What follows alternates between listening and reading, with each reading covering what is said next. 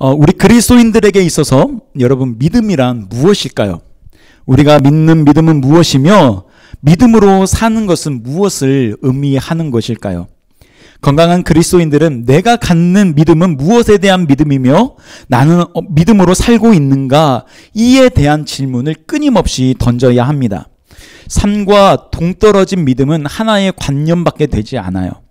예수님을 믿는 후로는 우리의 관심은 예수를 믿는 내가 앞으로 어떻게 살아야 할 것인가에 초점을 가져야 되고 많은 관심을 가져야 합니다. 분명 예수를 믿기 전과 예수를 믿은 후의 삶은 달라지기 때문이에요. 전에는 육에 대하여 살았다면 이제는 영에 대하여 살아야 하는 거예요. 로마서 8장 5절과 6절 말씀에 육신을 따르는 자는 육신의 일을, 영을 따르는 자는 영의 일을 생각하나니 육신의 생각은 사망이요 영의 생각은 생명과 평안이니라, 이렇게 말하고 있어요. 예수님을 믿어도 예전의 죄의 습관을 버리지 않고 그대로 살아간다면 우리의 구원은 다시 한번 점검해 봐야 합니다. 예수 그리스도의 보혈로 구원을 받았다면 그 보혈에 대한 합당한 삶을 살아가야 하는 거예요. 그렇다면 예수님의 보혈에 합당한 삶이란 무엇일까요?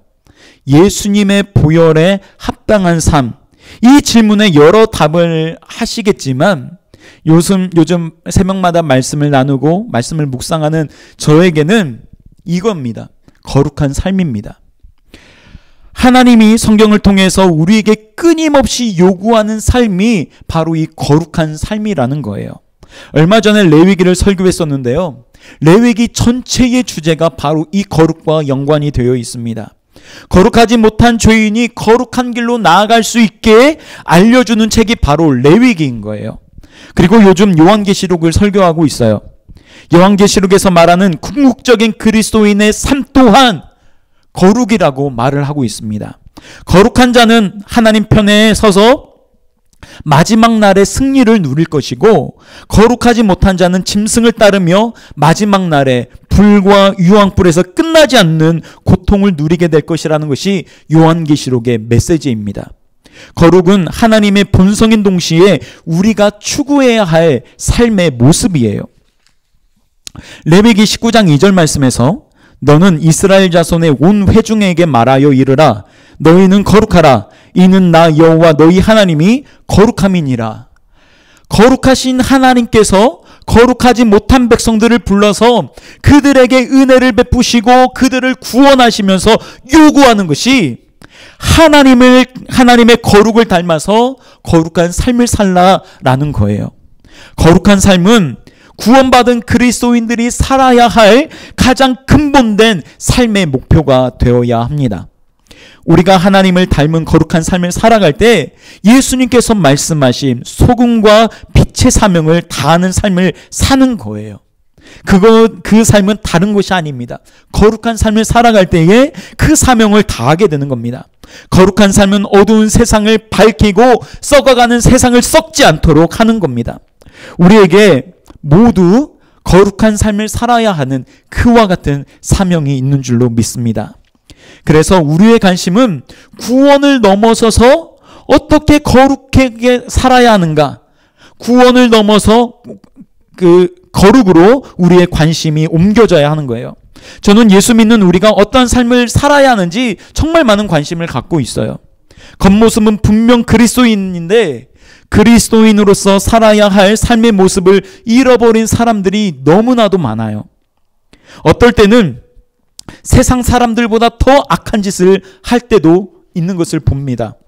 심지어 교회가 세상도 하지 않는 불법을 행하는 것도 본 적이 있어요. 거룩해야 할 사람이 거룩하지 못한 행동을 하게 될 때 예수님은 분명 경고하십니다. 아무 쓸데없어 다만 밖에 버려져 사람들에게 밟힐 뿐이니라. 사랑하는 여러분, 여러분에게 강력하게 도전합니다. 하나님이 원하시는 거룩한 삶을 살 수 있기를 축복합니다. 그런데 우리가 거룩한 삶을 살아내지 못한 데에는 사탄의 아주 강력한 공격이 있다는 것을 우리는 깨달아야 해요. 사탄은 수많은 더러운 것들을 문화라는 프레임에 갖추어서 우리가 살고 있는 이 시대에 엄청나게 쏟아대고 있습니다. 사람들이 하나님을 믿지 못하도록, 믿더라도 거룩한 삶을 살지 못하게 악한 문화를 쉼없이 뿌려대고 있는 거예요. 사탄이 쏟아내는 악한 문화 가운데에 가장 대표적인 것이 바로 음란함입니다. 이 음란함 때문에 수많은 그리스도인들이 무너지고 있어요. 얼마나 괴로워하고 있는지 모릅니다. 사탄은 이 음란함을 전략적으로 유포하고 있다는 사실을 알게 되었어요. 이것은 단순히 사람들에 의해서 우연하게 퍼진 것이 아니었습니다. 얼마 전에 기독일보에 기사가 난 것이 봤어요. 그 기사의 제목이 앨리스 베일리의 가정, 교회, 국가 무너뜨리는 10가지 전략이라는 겁니다. 제가 그 PPT를 준비를 했거든요. 10가지 전략이 뭔지를 한번 보면 좋겠어요. 기사 제목이 눈에 띄어서 무슨 내용인지 읽어봤는데 이 기사의 내용이 사실이라면 우리는 정말 금식하면서 악한 영들을 대적하며 기도해야 합니다. 놀라운 것은 이 전략들이 요새 세워진 게 아니에요. 70년 전에 세워졌던 것이고 10가지의 전략이 거의 모두 다 이 세대에 적용되어져서 가정과 교회와 국가들을 위협하고 있다는 거예요. 제가 10가지 전략을 함께 보도록 하겠습니다. 자, 앨리스 베일리의 가정, 교회, 국가를 무너뜨리는 10가지 전략. 1번, 교육 시스템으로부터 하나님과 기도를 제거하라. 자, 2번, 아동들에 대한 부모의 권위를 축소시켜라. 3번, 기독교 가정 구조 또는 전통적 기독교 가정 구조를 파괴하라. 첫째, 성문란을 조장하라. 젊은 층들로 하여금 혼종 섹스를 유행시키고 프리섹스를 하게 하고 섹스를 즐기는 쾌락이 인생의 최고의 기쁨이라 미화시키고 장려하라. 그리고 모든 사람이 심지어 혼외 정사까지 조차 성적 능동성을 보이는 것에 긍지를 느끼도록 조장하라. 4번, 프리섹스 사회를 만들라. 낙태를 합법화하고 낙태하기 쉽게 만들라. 5번, 이혼하기 쉽게 만들고 이혼을 합법화하라. 평생 결혼의 개념으로부터 사람들을 해방시켜라. 6번, 동성연애를 대체 생활 방식으로 만들라. 섹스하는 쾌락이 인간 최고의 즐거움이면서 누구도 이런 즐거움에서 제외돼서는 안 되며 누구도 그 즐기는 방법에 제약받아서는 안 된다. 사람들은 그들이 원해서 선택하는 것이라면 그것이 동성연애이든지 근친상간이든지 수간이든지 아무 쌍방이 합의하기만 하면 어떠한 형태의 섹스도 허용되어야 한다. 7번, 예술의 품격을 떨어뜨려라. 미친 예술이 되게 하라. 미디어를 활용하여 선전하고 인간의 사고방식을 바꿔라. 종교 통합 운동을 일으키라. 각 정부로 하여금 위의 모든 사항들을 법제화하도록 하고 교회로 하여금 이러한 변화를 추인하도록 하라. 여러분, 이 전략을 만들어낸 앨리스 베일리가 어떤 사람이냐면 사탄 숭배의 최고의 권위자였던 것입니다. 이 사람이 교회와 가정과 국가를 무너뜨리기 위한 전략 10가지를 내놨는데 70년이 지난 지금 거의 다 이루어지고 있다라는 거예요. 여러분, 굉장히 심각한 문제입니다. 10가지의 전략 중에 거의 절반이 뭐에 관련이 됐냐면 음란함에 관련이 되어 있는 것을 우리가 볼 수가 있어요. 3번에서 6번까지의 전략이 전부 다 이 음란에 관련된 그 전략들입니다. 세 번째 전략 다시 한번 보겠습니다. 기독교 가정 구조 또는 전통적 기독교 가정 구조를 파괴하라. 이게 굉장히 파급력이 있는 그러한 전략입니다. 하나님은 성관계에 있어서 부부끼리만 하도록 허용하셨어요. 부부가 아니면 모두 다 죄로 정해놓으셨습니다. 간음으로 정해놓으신 거예요. 그런데 성관계를 혼전에 그리고 혼외에 하는 것을 자긍심 느끼도록 사회적 분위기를 만들라는 겁니다. 여러분, 이게 얼마나 심각한 일이냐면 죄를 수치심 느끼지 못하도록 만들어버리는 거예요. 여러분, 이 내용이 어떻습니까? 요즘 드라마를 한번 보세요. 불륜을 마치 진정한 사랑처럼 미화시키지 않습니까? 본처를 톡하고 억척스러운 여자로 그려내고 내연녀를 최대한 불쌍하게 그려서 마치 불륜이 진정한 사랑처럼 꾸며놓는 거예요. 그것을 보면서 우리 사람들은 뭐라고 생각을 하냐면 좀 이혼 좀 해주지. 저들이 그렇게 사랑하는데 이혼 좀 해주지. 이런 생각을 갖게 만든다라는 거예요. 네 번째 전략이 뭐였어요? 프리섹스 사회를 만들라. 낙태를 합법화하고 낙태하기 쉽게 만들라. 성은 하나님이 인간에게 주신 아름다운 것인데 사람들은 자신들의 정욕을 채우는 도구로 전락시켜 버렸습니다. 낙태를 합법화한다는 것이 무엇일까요? 즐기다 보면 그럴 수 있기 때문에 그것 때문에 힘들어하지 말고 염려 없이 낙태하라는 거예요. 이 법 하나가 얼마나 많은 생명을 빼앗았고 얼마나 많은 가정들을 파괴했는지 모릅니다. 5번째 전략. 이혼하기 쉽게 만들고 이혼을 합법화하라. 평생 결혼의 개념으로부터 사람들을 해방시켜라. 하나님의 성경적 가정관을 완전히 파괴시키는 말입니다. 부부간의 용서와 화합을 버리고 마음에 들지 않으면 언제든지 바꿀 수 있다는 걸 인식시키라는 거예요. 6번째 전략. 동성연애를 대체 생활 방식으로 만들라. 여러분, 이 10개의 조항 가운데의 절반이 음란함을 이용한 가정, 교회, 국가를 무너뜨리기 전략입니다. 이 모든 내용들이 요새 만들어진 게 아니라 70년 전 이런 것들을 입에 담기도 수치스러울 그때에 만들어졌다라는 거예요. 그리고 이런 일들을 행하면 사회적으로 심한 모욕과 수치를 당할 때였었습니다. 그런데 놀라운 건 70년이 지난 지금 거의 대부분이 우리의 삶에 침투되어져서 수많은 교회와 가정들이 그 영향을 받고 있다는 사실이에요. 여러분, 이러한 전략에서 여러분은 안전합니까? 우리 자녀들은 과연 안전합니까? 교회는 안전합니까? 전혀 그렇지 않다는 것이죠. 미국의 한 설문조사 기관에서 미국인 크리스천들을 대상으로 해서 조사를 했습니다. 기독교인 가운데 이 남자가 70% 이상, 여자가 50% 이상 음란물을 한 번 이상 봤으며 이 중에 상당한 수는 정기적으로 음란물을 보고 있다라는 거예요. 교회도 그리스도인도 이 음란함에서 결코 자유롭지 못하는 것이에요. 너무 많은 영향을 받고 있다는 사실입니다. 하나님이 우리에게 원하시는 삶이 거룩한 삶인데 우리에게 너무나도 많은 음란에 노출되어 있다면 믿음의 사람으로서 어떤 대책을 세워야 되지 않을까요? 우리는 그 대책을 성경에서 찾아봐야 돼요. 성경을 파고들어서 하나님이 이 시대 가운데에서 원하시는 거룩의 삶이 무엇인지, 그리고 이 음란함을 이길 수 있는 방법이 무엇인지 우리는 찾아내야 합니다. 자, 성경의 인물 역시 음란함에서 자유롭지 못했던 것을 우리는 많이 봐요.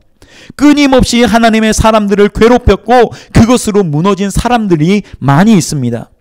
저는 오늘 요셉이라는 한 사람을 통해서 이 음란함을 어떻게 이길 수 있는가, 이것을 함께 나눠보려고 해요. 요셉의 삶을 통해 은혜를 얻고 음란한 세대 가운데에 거룩함으로 설 수 있는 여러분이 될 수 있기를 축원합니다. 본문 39장은 요셉이 애굽 시위대장 보디발의 종으로 팔려간 이야기부터 시작을 합니다. 1절 말씀을 보시면요, 요셉이 이끌려 애굽에 내려가매 바로의 신하 친위대장 애굽 사람 보디발이 그를 그리로 데려간 이스마엘 사람의 손에서 요셉을 산이라, 이렇게 남아 있거든요. 요셉은 자기 일생일대의 가장 비참한 순간을 맞이하게 됩니다. 한순간에 가장 사랑받는 아들에서 타국의 종이 되어버린 거예요. 만약에 요셉의 이야기가 드라마로 제작이 되어서 이 장면을 우리가 본다면 어떤 마음을 가질까? 쯧쯧, 어쩌다 저렇게 됐을까? 인생이 무상이구나, 이러한 말을 할 수도 있지 않겠습니까? 그런데 하나님의 시선은 달랐던 거예요. 가나안에서 하나님의 아버지의 사랑을 받고 형들에게 미움과 시기를 받으며 자랄 때에 없었던 말이 애굽의 종이 되면서부터 요셉의 삶에 붙어 다니기 시작합니다. 2절 말씀, 여호와께서 요셉과 함께 하심으로 그가 형통한 자가 되어 그의 주인 애굽 사람의 집에 있으니. 이것이 음란함을 이기는 첫 번째 비결이에요. 하나님과 함께하는 형통한 자가 되어야 한다라는 것입니다. 저는 오늘 말씀을 준비를 하면서 이 말씀을 보는데, 이 말씀이 왜 요셉이 육적인 유혹을 받기 전에 여호와께서 요셉과 함께 하심으로 그가 형통한 자가 되었나 하는 이 말이 나왔을까를 한번 생각을 해봤습니다. 유혹을 이기는 것과 하나님이 함께 하시는 것과 어떠한 상관관계가 있는 것처럼 보여요. 맞습니다. 유혹을 이기는 힘은 하나님이 함께 하실 때에 얻는 거예요. 여기에서 원문을 통해 함께 하심으로라는 것을 보게 되면 여기에서 하시다라는 그 히브리어는 와예히라는 말입니다. 와예히. 이 단어인데 이거의 시제를 봐야 돼요. 이 시제가 뭐냐면 3인칭 남성 미완료 시제입니다. 앞에는 몰라도 돼요. 한 가지만 알면 돼요. 미완료 시제라는 거. 여러분, 미완료 시제라는 게 뭐냐면 예전부터 쭉 이어져 오던 것이 현재에도 끊이지 않고 쭉 이어져 가는 것을 미완료 시제라고 그래요.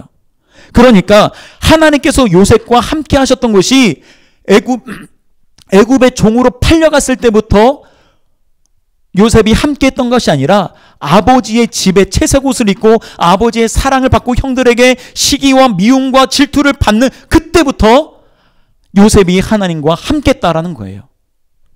자, 이것이 무엇을 의미를 하냐면 하나님과 함께 한다는 것은 하나님과의 친밀감을 나타내는 겁니다.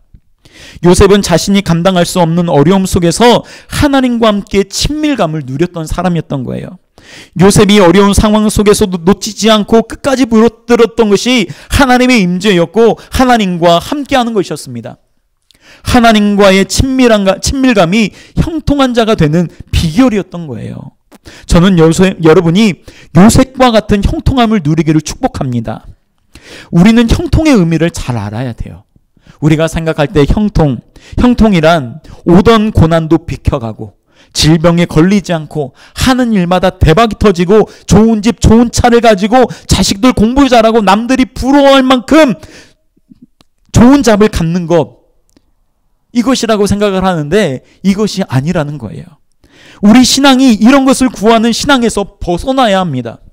성경이 말하는 진정한 형통은 고난이 오더라도 주님이 정하신 그 길을 믿음으로 주님과 함께 걷는 것, 이것이 형통이에요. 어려운 환경 속에서 주님과 함께함으로 성실하게 믿음으로 그 길을 걸어가는 것, 그것이 바로 형통이라는 겁니다. 그리고 그 상황에서 타협하지 않는 거예요. 그 상황을 이겨내는 힘을 다른 것에서 구하는 것이 아닌 오직 하나님께로부터 얻는 것입니다. 여러분, 이것은 하루 이틀 주님을 구한다고 되는 게 아니에요. 일시적으로 주님을 찾는다라고 되는 것이 아니라는 거예요. 주님과 함께하는 것은 우리의 삶의 방식이 되어야 하고 끊이지 않고 지속적으로 이어져야 합니다. 제가 요즘 살이 많이 쪄가지고 다이어트를 하려고 하는데 여러분, 하루 이틀 운동한다고 이게 빠질까요? 빠진다라고 생각하시면 안 됩니다. 어떤 사람이 다이어트 한다라고 운동을 하는데 이틀 운동하고 나서 뭐라고 이야기하냐면 나는 운동에도 안 빠져. 이런 말을 하는 거예요. 철없는 얘기죠. 최소한 3개월은 꾸준히 지속적으로 해야 살이 빠지잖아요. 하나님과 함께하는 그 능력을 갖는 것도 하루 이틀 내가 주님 구한다고 주님이 나와 함께 하시는 것 같지가 않아요. 요셉의 삶을 보면 하나님께서 함께 하심으로, 이 하심으로의 시제가 미완료 시제인 것처럼 끊임없이 하나님의 임재를 놓치지 않고 하나님을 구하는 우리의 삶이 되어야 하는 것입니다. 마찬가지로 하나님과의 친밀감은 매일의 삶 속에서, 매일의 삶이란 기쁠 때나 슬플 때나 화가 날 때, 염려할 때 할 것 없이 주님을 구하고 주님과 함께하는 것입니다. 그렇게 주님과 함께하는 힘을 뭐라고 이야기하냐면 영성이라고 이야기해요. 죄의 유혹을 이길 수 있는 가장 큰 비결은 주님과 함께함으로 친밀감을 쌓아 영성이 충만한 형통한 자가 되는 것입니다. 형통한 자는 음란의 유혹만 이길 수 있는 것이 아니라 모든 죄를 이길 수 있는 하나님의 능력이 되는 거예요. 하나님께서는 함께하는 자들에게 때때마다 하나님의 음성을 들려주세요. 제가 미국 와서 처음 시작했던 일이 밤에 그 고깃집에 가서 이렇게 서빙하는 일이었습니다. 올유키니 집 가가지고 이렇게 서빙하는 일을 했어요. 당시 2주에 한 번 페이를 받았습니다. 근데 한 번은 어떤 일이 있었냐면 페이 봉투를 받았는데 그 안에 제가 생각했던 것보다 더 많은 돈이 있는 거예요. 한 200불이 더 많이 있는 거예요. 자, 200불이 오버페이 된 봉투를 받고 여러 가지 생각에 잠겼습니다. 가장 먼저 들었던 생각이 뭘까요? 내가 성실하게 일했으니까 사장님이 나 몰래 보너스를 줬나 보다. 이러한 생각을 갖게 되잖아요. 그때 당시에 저희가 굉장히 어렵게 살았거든요. 그리고 제가 그때 당시에 뭔가가 필요해서 200불을 구하고 있을 때였었어요. 기도응답 아니에요? 200불을 구했는데 봉투 안에 200불이 더 담겨져 있는 거예요. 그리고 다음에 드는 생각이 이 돈은 내 돈 아닌데 라는 생각이 들게 되는 거예요. 어떤 생각이 더 강하게 왔을까요? 보너스구나, 기도응답이구나, 아니면 이 돈은 내 돈이 아니구나. 어떤 생각이 더 강하게 밀고 들어왔을까요? 마음이 편치 않은 거예요. 이 돈을 받아들었는데 응답이라고 생각하고 내가 가질 수도 있는 돈인데, 그렇다고 해서 누가 뭐라고 할 것 같고 아무도 모르는 그런 건데 마음이 불편한 거예요. 그래서 그 돈을 가지고 사장님한테 갔습니다. 제 오버페이 됐는데 200불이 더 들어온 것 같아요. 다시 한번 보시고 페이해 주세요. 했더니 뭐라고 했었냐면, 역시 목사라 다르구만. 자네의 정직함에 감동했네. 이것은 보너스야. 라고 한 것이 아니라 200불이 어디 갔는가 했더니 거기 가 있었구만. 이렇게 말을 하는 거예요. 제가 그 돈을 다시 돌려받지 못해서 실망했을까요? 아니에요. 정말 기뻤어요. 하나님이 주신 그 마음대로 그 유혹을 이겼잖아요. 그런 방법을 하나님은 기도에 응답하시지 않거든요. 사랑하는 여러분, 우리가 예수를 믿고 예수 안에 있다면 형통한 자가 되어야 합니다. 매일 눈만 뜨면 물질적인 것 구하고, 자식의 성공과 출세를 구하고, 내가 가지고 있는 집과 주식이 매일 값이 오르고 하는 것을 구하는 것이 아니라 그 모든 것은 하나님께 맡겨드리는 거예요. 우리가 정말 목숨 걸고 구해야 하는 것은 바로 하나님입니다. 여러분, 오늘 하나님을 구하고 계십니까? 하나님이 정말 우리의 삶에 오셔서 우리와 함께 하시고 하나님이 주시는 힘과 능력을 공급받고 있습니까? 이렇게 사는 것을 예수 잘 믿는다라고 말을 해요. 우리 모든 성도님들이 예수 잘 믿는 복 받길 주님의 이름으로 축원합니다. 요셉이 보디발의 아내의 음란한 유혹을 어떻게 이겨냈을까요? 그 두 번째는 유혹과 음란에 대해서 단호하게 거절했습니다. 요셉은 매력적인 사람이었어요. 요셉의 매력은 어디에 있었을까요? 요셉의 매력을 하면 대부분의 사람들이 6절 말씀을 봐요. 자, 6절 말씀. 주인이 그의 소유를 다 요셉의 손에 위탁하고 자기가 먹는 음식 외에는 간섭하지 아니하였더라. 요셉은 용모가 빼어나고 아름다웠더라. 우리 여성분들이 이 말씀에 굉장한 은혜를 많이 받아요. 우리 요셉이 이와 같았기 때문에 매력이 엄청나게 많았던 거야. 이 말씀에 은혜를 많이 받아요. 분명 요셉은 외모도 굉장히 출중했습니다. 그리고 매력적이었었어요. 그런데 저는 요셉의 외모적인 매력보다는 또 다른 매력을 발견하게 됩니다. 3절 말씀이에요. 그의 주인이 여호와께서 그와 함께 하심을 보며 또 여호와께서 그의 범사에 형통하게 하심을 보았더라. 자, 보디발은 하나님이 요셉과 함께하는 것을 본 거예요. 자기에게 수많은 종들이 있는데 요셉에게서 다른 종들에게서 느낄 수 없는 아주 독특한 매력을 느낀 거예요. 종임에도 불구하고 그가 형통함을 보게 된 겁니다. 저는 이것이 요셉의 가장 큰 매력이라고 생각을 해요. 이 매력은 우리 그리스도인들이 가져야 할 아주 중요한 매력입니다. 우리 교회에도 이런 매력을 가지신 분들이 있잖아요. 상황을 놓고 보면 웃을 수 있는 상황이 아니에요. 평안하다라고 말할 수 있는 상황이 아닌 거예요. 우리 교인이면 그분이 웃을 수 있는 상황이 아니라는 걸 다 알아요. 그런데 그분을 보면 평안이 나에게 전염이 돼요. 나도 평안해지는 것 같고 나도 그 웃음을 갖게 되는 것 같고 오히려 그분을 통해서 힘과 용기를 얻잖아요. 보디발이 요셉에게서 그와 같은 매력을 보게 된 겁니다. 저는 우리 예수 믿는 모든 성도님들이 이와 같은 매력쟁이들이 됐으면 좋겠습니다. 그런데 문제는 이런 매력을 다르게 본 또 다른 사람이 있다라는 거예요. 분명 보디발의 아내도 요셉에게서 다른 종들에게 느낄 수 없는 뭔가 독특한 매력을 느꼈습니다. 그런데 이 여자는 요셉의 하나님과 함께하는 매력을 더 큰 게 본 것이 아니라 그의 외모를 더욱더 크게 본 거예요. 보디발의 아내에 대한 기록이 많지 않지만 기록되어 있는 것으로 볼 때에 이 여자는 소유욕이 대단히 큰 여자입니다. 그리고 집착이 강한 여자예요. 자, 7절 말씀 함께 보시겠습니다. 그 후에 그의 주인의 아내가 요셉에게 눈짓하다가 동침하기를 청하니. 이 여자는 남편이 있었습니다. 그것도 애굽에서 가장 잘 나가는 시위대장이었어요. 부와 명예와 권력을 한꺼번에 쥐고 있는 사람이었습니다. 그런데 요셉을 보더니 요셉을 갖고 싶다라는 생각을 하게 된 거지요. 그러면서 요셉에게 부담스러운 눈짓을 보내기 시작합니다. 요셉, 이리 와.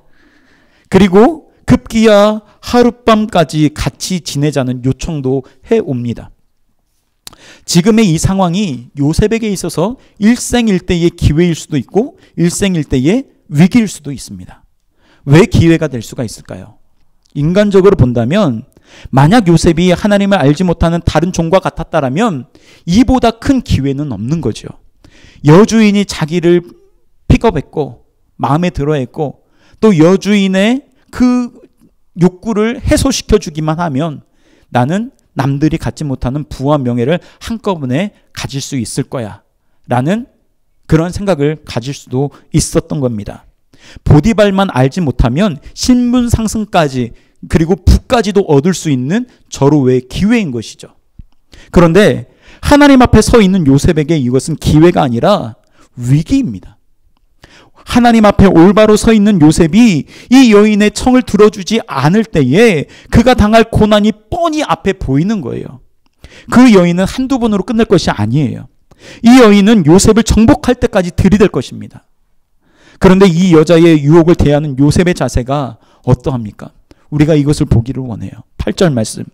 요셉이 거절하며 자기 주인의 아내에게 이르되 내 주인이 집안의 모든 소유를 간섭하지 아니하고 다 내 손에 위탁하였으니. 자, 뭐라고 해요? 요셉이 거절했다. 거절하는 거예요. 요셉은 여주인의 유혹에 단호했습니다. 불륜을 저지르자고 나서는 그 부담스러운 여자에게 단호하게 거절하는 거예요. 안 됩니다. 우리는 여러분 죄에 대해서 이와 같은 단호함이 있어야 됩니다. 죄에 대해서 여지를 두면 죄는 그 틈을 삐집고 들어와서 또아리를 털어버려요. 참새가 머리 위로 지나갈 수 있어요. 그러나 머리에 둥지를 틀게 해서는 안 됩니다. 여러분, 불륜이 사랑입니까? 절대 사랑이 아니에요. 불륜을 행한 사람 중에 행복하다 말한 사람이 아무도 없습니다. 불륜은 인간의 행복을 막는 절대적인 악이에요. 남편이 있는데 아내가 있는데 다른 여자 다른 남자가 보일 수는 있어요. 그러나 그것이 마음에서 둥지를 틀게 해서는 안 되는 겁니다. 자기 남편에게 아내에게 더욱더 집중해야 되는 거예요. 더욱더 사랑해야 되는 거예요. 여러분, 우리가 알고 있는 다윗이 이 부분에서 넘어졌잖아요. 다윗이 자기를 위해 목숨을 걸고 싸우는 충신 우리아의 아내 밧세바를 범하게 되었습니다. 그리고 그는 그로 인해 충신 우리아를 죽이고 한 가정을 파탄내는 중대한 죄를 저질렀습니다. 하나님의 마음에 합한 자라 불렸던 그가 한순간에 무너지게 된 거예요. 그가 무너진 데는 두 가지 이유가 있어요. 첫 번째 이유는 그가 게으름 가운데 있었다라는 거예요. 자, 지금 이때 당시의 상황이 어떤 상황이냐면 밧세바가 목욕을 하는 그 장면을 본 때가 언제냐면 전쟁 중에 있었을 때였습니다. 사무엘하 11장 1절 말씀을 보시면 그 당시의 상황을 이렇게 전하고 있어요. 그 해가 돌아와 왕들이 출전할 때가 되매, 출전한다는 전쟁에 나간다는 것이죠. 다윗이 요압과 그에게 있는 그의 부하들과 온 이스라엘 군대를 보내니 그들이 암몬 자손을 멸하고 랍바를 에워싸고 다윗은 예루살렘에 그대로 있더라. 상황이 어때요? 암몬 자손과 전쟁 중이에요. 그리고 랍바를 무너뜨리기 위해서 에워싸고 있는 전시의 상황이었던 것입니다. 이전까지 다윗은 전쟁에서 선봉에 섰었던 거예요. 그가 게으름을 필 겨를이 없었습니다. 그런데 1절 하반절에 다윗은 예루살렘에 그대로 있느니라. 뭔가를 좀 알 수 있는 그런 대목이 아닐까요? 여러분, 전쟁터에 나가지 않은 겁니다. 그리고 해가 지는 어느 날 저녁 우연하게 한 여인이 목욕하는 장면을 보게 됩니다. 그 장면을 보면 얼른 눈을 돌리고 피해야 되는데 다윗 안에 들어온 정욕의 유혹을 거절하지 못했던 거예요. 그리고 계속해서 그 여인을 주시하며 보게 되었고 급기야 그 여인을 범하는 죄를 저질렀습니다. 하나님께 칭찬을 듣고 모든 이스라엘이 좋아하고 존경하는 왕이 무너지는 것은 한순간이었습니다. 다윗의 인생에서 바세바 사건은 하나의 기로가 되는 사건이었어요. 바세바 사건이 있기 전까지는 승승장구하며 상승세를 달리고 있었던 다윗이었었지만 바세바 사건 이후에 다윗은 급격히 하락의 길을 걸어가게 됩니다. 이 사건 이후로 다윗의 아들 암논이 그의 누이 다말을 강간하여 욕보이는 사건이 벌어지게 되었고, 또 그의 아들 압살롬이 반역을 하는가 하면 다윗의 말년에 하나님 앞에서 인구조사라는 중대한 죄를 또 저지르게 되었습니다. 여러분은 자신이 있습니까? 이러한 죄의 유혹이 찾아올 때에 그것을 이겨낼 수 있는 그 자신이 있습니까? 여러분, 아무도 장담하지 못해요. 우리가 믿음을 가지고 의지적으로 결단하면서 단호하게 끊지 않은 이상은 죄에 대해서 틈을 보이면 그 틈으로 들어와서 또아리를 들고 터줏대감 행사를 하게 되는 겁니다. 죄가 들어오기 전에 내가 죄를 컨트롤할 수 있었지만 죄가 들어오고 난 뒤에는 죄가 나를 좌지우지하는 거예요. 죄에 대해서 단호해야 됩니다. 여러분, 제가 가끔 술에 대한 설교를 하면 대부분의 많은 분들이 저한테 와가지고 왜 술 먹는 게 죄예요? 라고 말을 해요. 이 말에는 뭐가 전제되어 있냐면 나는 그래도 할 겁니다라는 것이 전제되어 있어요. 그러면 그로 인해서 파상되어지는 죄들이 떠나질 않는 거예요. 물론 성경에서 술을 마시는 것은 죄다라고 명백하게 말한 것은 없습니다. 그러나 유추하면서 성경의 전체적인 가르침을 볼 때에 성경에서 말하는 술은 굉장히 부정적으로 이야기를 하고 있습니다. 우리가 조심해야 되는 한 가지로 이야기를 하고 있는 거예요. 그런데 그거에 대해서 자꾸 마음을 열어두면 그것이 내 안에 들어와서 그것이 나를 움직여버리는 그런 일들이 일어나게 되는 겁니다. 죄에 대해서 단호하지 못했던 다윗은 순간의 방심 때문에 한순간에 무너지게 되었어요. 여러분, 죄의 파괴력이란 이처럼 대단한 겁니다. 한 사람의 인생을 송두리째 무너뜨리는 거예요. 사랑하는 여러분, 죄는 우리가 인지하든 인지하지 않든 상관없이 부지불식간에 침투하여 듭니다. 단호히 거절하지 않으면 그 틈으로 들어와서 우리의 삶을 파괴하는 겁니다. 하나님의 마음에 합했던 다윗이 무너졌다면 우리도 무너질 수 있는 거예요. 요셉이 단호히 거절함에도 불구하고 보디발의 아내는 어떻습니까? 요셉을 정복하고자 하는 또 다른 전략을 세워요. 그 큰 집에 아무도 없게 만들었습니다. 그 큰 집에 아무도 없다는 것은 있을 수 없는 일이에요. 수많은 종들이 있을 것인데 한꺼번에 모두 일을 나갔다는 것은 의도적으로 밖으로 내보내지 않으면 있을 수 없는 일입니다. 그런데 그 집에 아무도 없었다. 다만 보디발의 아내와 요셉만 남겨졌다. 누구의 계략일까요? 보디발의 아내의 계략이었던 겁니다. 여자는 더욱더 적극적으로 달려들어요.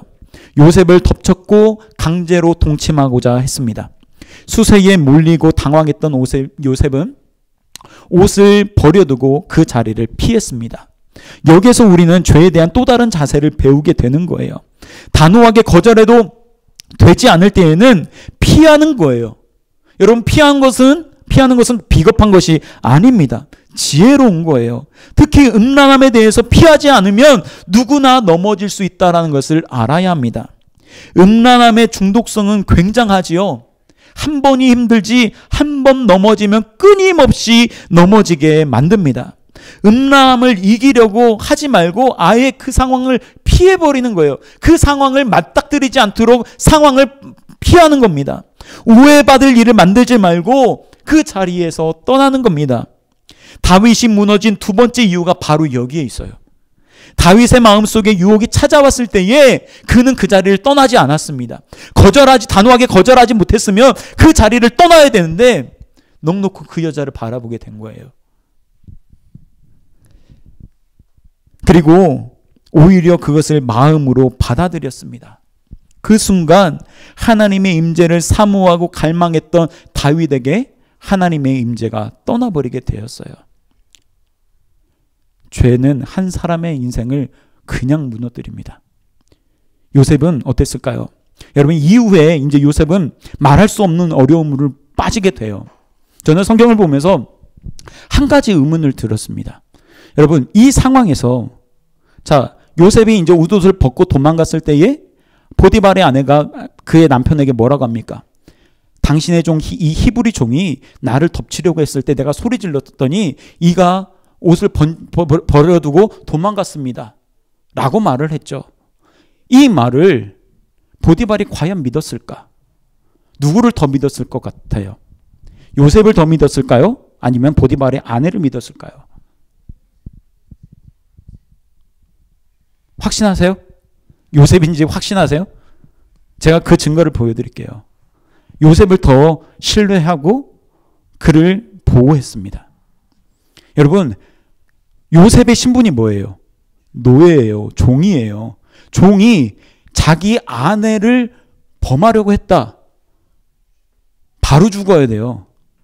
바로 죽어야 됩니다. 근데 이 상황에서 뭐라고 하냐면 다윗을 보호하기 위해서 분노합니다. 분노를 요셉에게 표출을 해요. 화를 내요. 그리고 그 자리에서 죽여야 되는데 어디로 보내냐면 감옥으로 보내요. 그것도 종들이 갇히는 감옥이 아니라 왕의 신하들이 갇히는 고급 감옥을 보냅니다. 감옥도 고급이 있어요. 뭐예요? 보디발이 자기가 가장 신뢰하는 종을 보호하기 위해서 그와 같이 일을 벌였다는 겁니다. 왜? 왜 그렇게 할 수밖에 없을까? 자기의 명예가 달려있고 자기 아내에 대한 문제이기 때문에 그래요. 만약에 이 문제가 종들 사이에 있었다면 그것을 진상규명을 했을 거예요.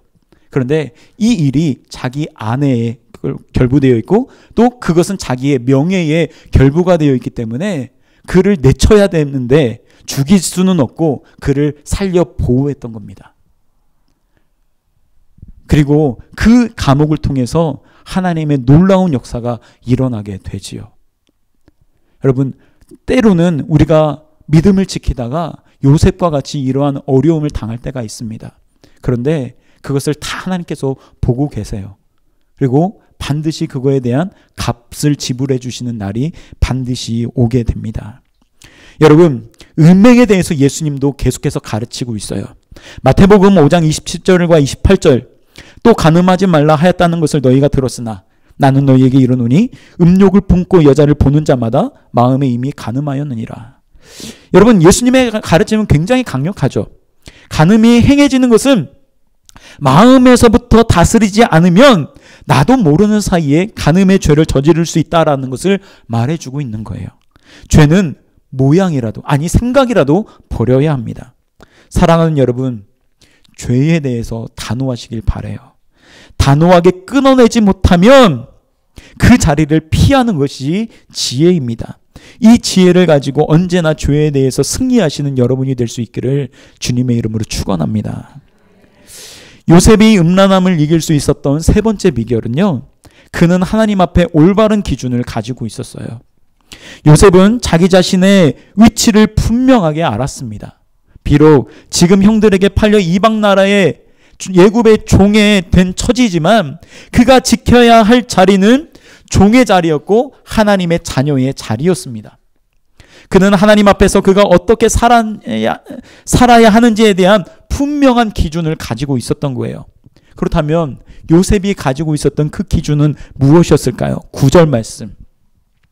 이 집에는 나보다 큰 이가 없으며 주인이 아무것도 내게 금하지 아니하였어도 금한 것은 당신뿐이니 당신은 그의 아내임이라. 그런즉 내가 어찌 이 큰 악을 행하여 하나님께 죄를 지으리까. 요셉이 자기 주인 보디발이 자기를 아무리 신뢰하고 많은 권한과 권위를 주었어도 자기가 넘어서는 안 되는 그 선이 있다는 것을 알았던 거예요. 요셉이 절대 넘지 말아야 할 선이 무엇이었습니까? 모든 것을 다 누릴 수 있어요. 그러나 이것만은 넘어서는 안 돼요. 그게 바로 보디발의 아내였던 거예요. 이 선을 알고 이 선을 지켰다는 것을 내가 어디에 있어야 할지 분명하게 알고 있었다라는 사실입니다. 그런데 많은 사람들이 이 기준이 모호하거나 없을 때가 많아요. 최초의 사람 아담과 하와도 이 선을 지키지 못했어요. 하나님의 자녀로 하나님의 형상을 부여받고 에덴의 모든 것을 누릴 수 있는 그 특권을 가졌음에도 불구하고 지켜야 하는 그 선을 지키지 못했기에 에덴에서 쫓겨나게 된 겁니다. 여러분, 하나님을 믿는 우리는 이 기준을 분명하게 가지고 있어야 돼요. 이 선을 넘었을 때에 다가오는 그 불행과 죄의 결과는 그것이 전부 다 우리의 몫인 거예요. 이 기준은 내가 하나님 앞에 어떤 자세로 살아가야 하는지 분명한 선을 제시해 줍니다. 하나님의 자녀로서 가정을 지키고 자녀를 지키고 교회를 지키고 믿음을 지켜야 하는 것이 우리가 지켜야 하는 믿음의 선인 거예요. 그런데 요즘 어떻습니까? 아담과 하와가 넘지 말아야 할 선을 넘은 것처럼 이 시대에 이러한 선의 기준이 굉장히 무너져 있다는 것을 우리는 쉽게 볼 수 있어요. 윤리적 도덕적 기준이 너무나도 낮아져 버렸습니다. 자기가 지켜야 할 선이 무너지고 있다는 거예요. 여러분, 이것은 우리 사회에 있어서 굉장한 위기입니다.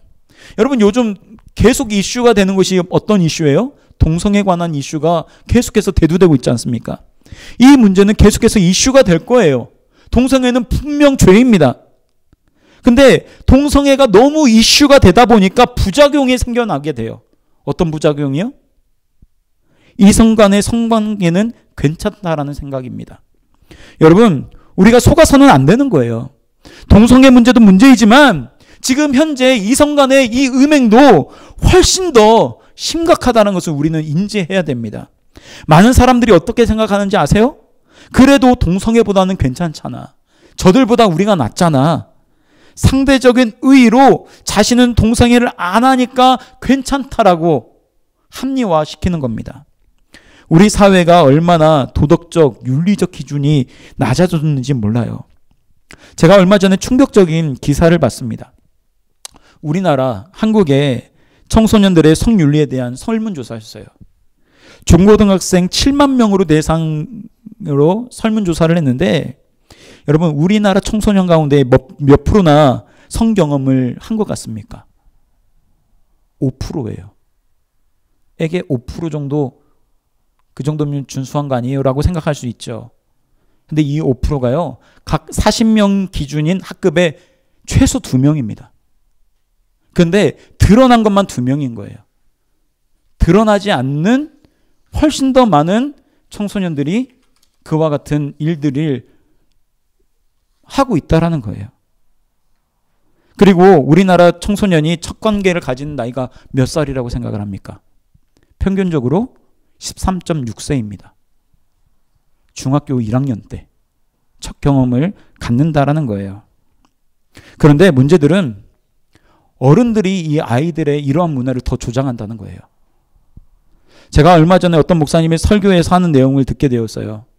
설교에서 청소년 성교육이 서울에서 이제 청소년 성교육이 이루어지는데 그 주제가, 여러분 놀라지 마십시오. 나는 섹스하는 청소년입니다. 라는 주제예요. 이 강의를 정말 충격적인 건 여성가족부에서 후원한다는 거예요. 이 강의를 설명하는 문구가 이렇습니다. 자신의 욕망과 감각을 인식할 수 있는 대안적 성교육. 지금 이 시대에 우리 청소년들에게 가르쳐지는 성교육이 이와 같은 겁니다.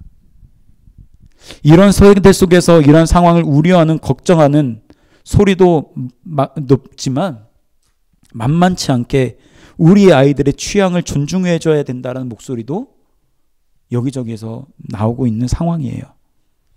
여러분, 우리가 사는 이 세대에 안전하지 않습니다. 이런 세대 가운데에 요셉은 믿음의 도전을 던져주고 있는 거예요. 사람들이 괜찮다고, 네 취향을 존중해준다고 말해도 그것은 절대 괜찮은 것이 아니야. 우리 아이들을 모두 죄악의 구렁텅이로 몰아넣는 겁니다. 우리는 자녀들에게 올바른 기준을 알려줘야 돼요. 상대적인 기준이 아니라 성경이 말하고 있는 절대적인 기준을 말해줘야 합니다. 요셉이 자신의 위치를 알고 그 위치에서 하나님을 섬기고 그의 주인을 섬겼던 것처럼 하나님께서 우리에게 맡겨주신 그 위치에서 성경적 기준을 가지고 진리를 지키며 살아가는 것, 이것을 우리 자녀들에게 가르쳐야 하는 거예요. 음란한 세대 가운데에서 거룩을 지킨다는 것은 정말 쉽지 않은 일입니다. 모든 사람들이 가는 그 길을 역행하는 데에는 용기가 필요한 거예요. 그런 용기를 가지고 믿음으로 세상을 향하여 역행한다면 우리의 거룩은 더욱더 빛을 발하게 됩니다. 사랑하는 여러분, 이 악한 세대 가운데에 주님이 세우시는 거룩한 세대로 일어나시길 바라요. 우리 귀한 자녀들 하나님이 세우시는 거룩한 세대로 세우시길 바랍니다. 여러분, 우리가 무너지면 절대 안 됩니다. 이 기준이 우리 또한 낮아져서는 절대 안 되는 거예요. 우리에게는 거룩한 삶에 대한 사명이 있습니다. 이 사명을 붙들고 하나님 앞에 나아가서 기도로서 온전히 승리할 수 있는 우리 귀한 성도님들 그리고 우리 자녀들이 될 수 있기를 주님의 이름으로 축복합니다.